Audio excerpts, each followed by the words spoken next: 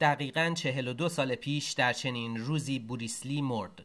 بوریسلی در 32 سالگی از دنیا رفت. My last name is Lee, Bruce Lee. بعد از این همه سال هنوز به کنایه بعضی ها میگویند طرف دنبال قاتل بوریسلی میگرده. من آمدم اینجا، محله چینی ها، دارم دنبال قاتل بوریسلی میگردم که چه کسی او را کشت. جالب بود، چینی های اینجا محافظه‌کارانه هیچ کدام جواب نمیدهند. اصلا انگار ما زامبی بودیم. یکی فقط گفت من درباره مرگش چیزی نمیتونم بگم. لطفاً این سوال رو از دیگران بپرسید. مافیا او را کشته بود چون گوش به فرما نبوده یا او اسرار نهان کنگ فو را هویدا می‌کرد.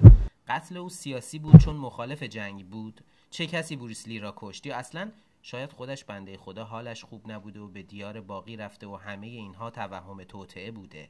همسر بوریسلی. پزشکان به من گفتن ممکنه قرصی که به اون دادی تا سردردش خوب بشه باعث تحریک تومور بزرگی شده که در مغزش بوده و او خبر نداشته. 2 ساعت نشستم در موزه چینی ها و از این تلویزیون عهد عتیق مستندی دیدم که با تمام کس و کار بوریسلی مصاحبه کرده بود به دنبال جواب این سوال که چه کسی او را کشت. این هم شانون لی، دختر بوریسلی. پدر من ورزشکار بود ولی بعدها به ما گفتند در تشریح شاهدانه‌های سمی در معده‌اش پیدا کرده اند.